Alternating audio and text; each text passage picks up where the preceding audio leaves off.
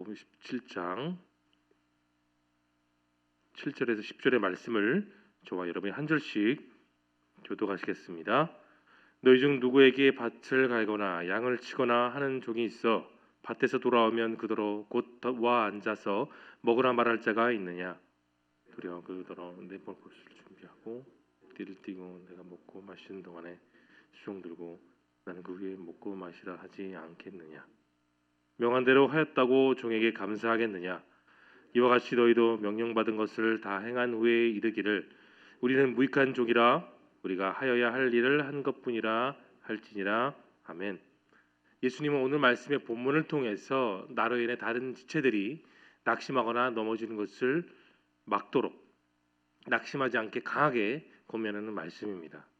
또한 주의 자녀이며 제자 또 주님의 종으로서 우리에게 주어진 이 일상을 어떻게 살아가야 되는지를 자세하게 소개하고 있는 것이죠. 이 모든 가르침은 우리가 주님의 종으로서 당연히 해야 될 본분을 오늘 말씀하고 있습니다. 내용과체 1번입니다. 예수님께서는 죄를 범한 형제가 회개하면 어떻게 하라고 하셨습니까?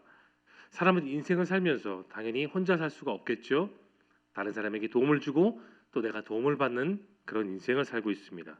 그러나 그런 관계 속에서 때로는 내가 다른 사람들에게 낙심을 줄 때도 있고 더러 내가 그들로 인해 낙심을 당할 때가 있겠죠. 낙심을 만든 그 일에 대해서 주님은 1절에서 그거는 화가 된다고 분명히 말씀하고 있습니다. 또한 죄를 범한 형제가 만일에 그 죄를 회개하고 돌아오면 그를 용서하라고 말씀하시죠. 주님은 책망받을 대상이 진심으로 회개하면 그를 용서하라고 오늘 강조하십니다. 그리고 그를 70번씩 7번이라는 그 표현을 우리가 알고 있는 것처럼 지속적으로 날마다 용서하라고 하시고 있습니다. 사절 본문에서 말하는 하루에 7번이라는 말은 완벽한 숫자로서 늘 계속 지속적으로 항상이라는 그 의미를 담고 있죠. 하나님께서는 우리 모두를 이미 다 용서하였습니다. 그러므로 우리가 다른 사람을 용서하고 또 수용하고 받아들여서 그렇게 인색하지 말라고 말씀하십니다. 2번입니다. 예수님께서는 제자들에게 어떤 자세로 섬기라고 가르치십니까? 이 말씀은 주님께 3년 동안의 훈련을 받았던 12제자뿐만이 아니라 오늘을 살아가는 모든 성도들에게 동일하게 적용되는 말씀인 거예요. 그러나 여러분 오늘 10절 말씀을 오해해서는 안 됩니다. 주님은 우리들의 섬김을 결코 단 한순간도 무시하지 않으십니다. 의미가 없거나 무가치하게 여기지 않으신다는 것이죠. 오히려 성도들의 마음속에 쉽게 자리 잡을 수 있는 그 영적인 교만을 경계하신 겁니다. 지속적으로 우리는 그렇게 겸손한 마음으로 살아가야 합니다. 여러분 내 마음이 겸손히 사라지면 당연히 그 빈 공간에 교만이 찰 수밖에 없죠. 오늘 본문의 제자들은 자신의 주인이 되신 그 하나님을 섬기는 삶이야말로 자기들이 날마다 해야 되는 의무인 것을 깨닫게 되었습니다. 여러분 마틴 루터가 살아있을 때 이런 말을 한 적이 있어요. 크리스찬은 세상에서 가장 충성된 종이며 모든 사람들에게 종속되어야 되는 존재라고 말한 것이 있습니다. 모든 사람을 섬기며 낮은 자의 삶, 그것이 바로 크리스찬의 삶입니다. 영과 묵상입니다. 예수님께서는 왜 제자들에게 죄를 범한 형제를 용서하며 종의 자세를 지니라고 말씀하셨습니까? 여러분 내가 예수님을 따르면서 살아가는 그 삶 중에 가장이라는 수식어가 붙은 그런 힘든 일이 어떤 것이 있을까요? 전도, 기도, 예배, 봉사 물론 때를 따라 힘들 수도 있겠지만 가장이라는 수식어는 어울리지 않습니다. 예수님을 믿으면서 정말 내가 가장 어렵고 힘들고 죽기보다 더한 그런 것은 아마 저는 용서라고 생각합니다. 용서는 여러분 사람의 본성을 거스릅니다. 당한 것 이상으로 안 갚음하는 것이 사람의 심리예요. 성경을 보면 창세기에 가인의 후에 라멕의 원리가 바로 그렇게 적용됩니다. 그런 사람을 죽이고서 자신에게 고통을 준 자는 77배나 벌을 받을 것이라고 말하는 것이 분명 성경에 나와 있습니다. 용서는 도덕을 넘어서는 일이죠. 도덕은 여러분 씻는 대로 거두는 게 윤리이고 도덕입니다. 죄를 지었으면 당연히 응당 벌을 받는 것, 그게 도덕의 원리이죠. 그러나 성경은 우리에게 이렇게 말합니다. 너희는 하나님의 자녀다. 너희는 그 하나님의 아들로 인해 용서를 받았다고 말하고 있습니다. 자그마치 1만 달란트나 탕감받았으면도 고작 그 100달러로 인해 쩔쩔매고 사냐고 말하고 있습니다. 십자가는 우리에게 말합니다. 우리는 용서받지 못할 죄를 이미 용서받았다고 말하고 있습니다. 여러분, 용서하는 사람의 모습은 잘 기억하실 것이 갑의 위치에 있는 것이 아니에요. 종의 자세로서 내가 늘 을의 위치에 있어야 그 용서받는 사람의 심정을 100% 통감할 수 있는 겁니다. 예수님이 그러셨죠.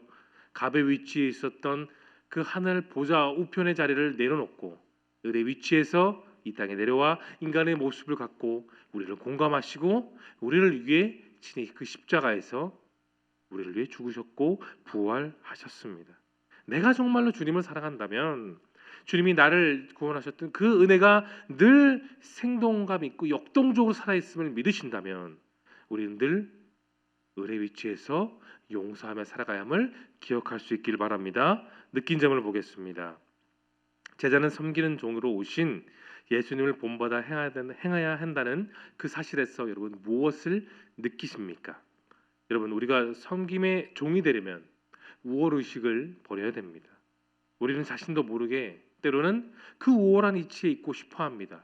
그 무리에서 공동체에서 때로는 내가 머리가 되고 싶어하죠. 내가 정말로 하나님 나라에 정말 큰 자로 살기를 원한다면 우리는 다시 섬김의 종이 되어야 됩니다. 너희가 으뜸이 되기 위해서는 섬김이 되어야 된다. 낮은 자가 되어야 된다는 그 주님의 말씀을 오늘 기억하십시오.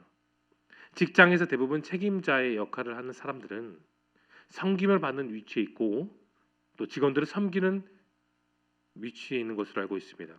예수님도 그렇게 섬기셨습니다. 33년간을 이 땅에서 섬기며 더 다른 사람을 위하고 공감하며 살아가셨습니다. 여러분, 항상 힘들게 하는 자가 되지 말고 늘 힘이 되는 주는 그렇게 사랑을 주는 여러분 되실 수 있기를 바랍니다. 끌려다니는 자가 되지 말고 늘 사랑으로 이끌어 주시는 여러분 되시길 소망합니다. 항상 돌봐줘야 되는 수준에서 머물지 말고 늘 남을 돌봐줄 수 있는 그 위치에서 살아갈 수 있길 소망합니다. 항상 넘어지는 자가 되지 말고 늘 세워주는 자가 되시며 항상 받기만 하는 자가 되지 말고 늘 넉넉히 채워줄 수 있는 여러분 될 수 있기를 소망합니다. 적용을 보겠습니다. 최근에 내가 누구를 용서하거나 종의 자세로 섬긴 적이 있다면 언제입니까? 우리는 우리가 상처받는 일은 참 오래 기억하고 선명하게 기억합니다. 이웃들에게 준 상처의 일은 어쩌면 때로는 기억하지 않을 때가 많죠. 그리고 우리가 상처를 주는 순간 우리는 분노를 느끼는 것입니다. 그리고 이렇게 우리가 상처를 입히는 자들을 나에게 상처 준 사람들은 잘 용서하지 못하고 마음에 응어리질 때가 있죠. 차라리 할 수만 있다면 복수하는 게 보통 사람들의 그 심리일 겁니다. 그런데 성경은 마땅히 우리가 분노해야 할 때 분노하지 말고 해가 지도록 분을 품지 말고 용서하라고 계속해서 강조하고 있습니다. 우리로 분노를 품게 하는 자들에게 우리가 주님의 마음으로 용서할 수 있다면 그것은 그 행동 자체, 마음 자체가 하나님께 영광입니다. 여러분, 아무나 용서할 수가 없어요. 오직 주님의 마음을 품는 사람이, 주님이 주신 지혜와 용기가 있는 그런 사람이 용서를 실천할 수 있습니다. 우리가 용서하지 못하는 가장 큰 이유는 자존심 때문입니다. 그러나 결과적으로 용서하지 못할 때 가장 큰 손해를 입는 사람은 결국 나 스스로입니다. 그런 인생의 길을, 미움의 길을 살아가게 됐지만 우리가 주님의 마음으로 살아가게 된다면 용서할 수 있는 법입니다. 미움의 짐은 더욱더 가벼워지고 영광의 무게는 더욱더 무거워진다는 그 사실을 여러분 기억할 수 있기를 바랍니다. 마지막 결단을 보겠습니다. 내가 예수님의 마음을 품고 만나야 할 사람은 누구이며 그를 위해 구체적으로 어떤 말과 행동을 하기로 결단하겠습니까? 잦은 강도와 범죄로 무기징역을 받은 한 사람이 있었습니다.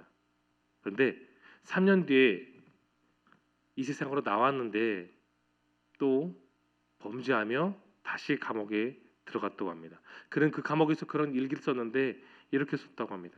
나를 잡기 위해 경찰까지 군대까지 동원했는데 나 같은 사람을 만들지 않은 더 좋은 방법이 있었다.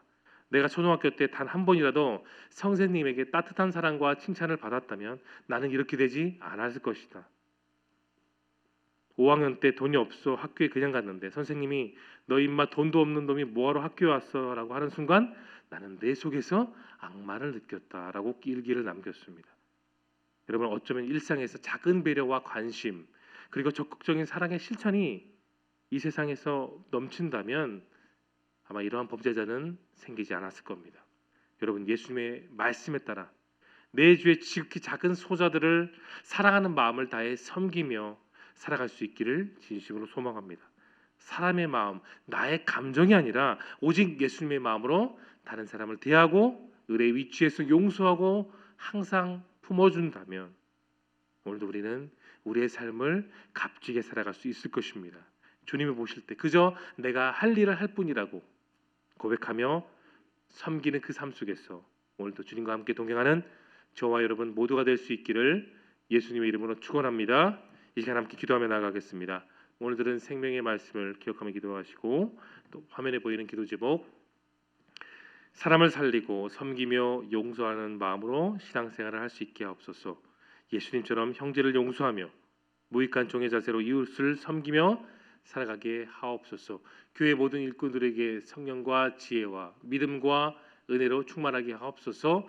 교회에 대한 사랑과 긍지로 살아가게 하시고 기쁨 속에 비전을 부으며 살아가게 하여 주옵소서. 뿐만 아니라 여러분 마음속에 품고 있는 소중한 그 기도 제목을 놓고 뜨겁게 주여 한번 외치고 통성으로 기도하며 나아가겠습니다.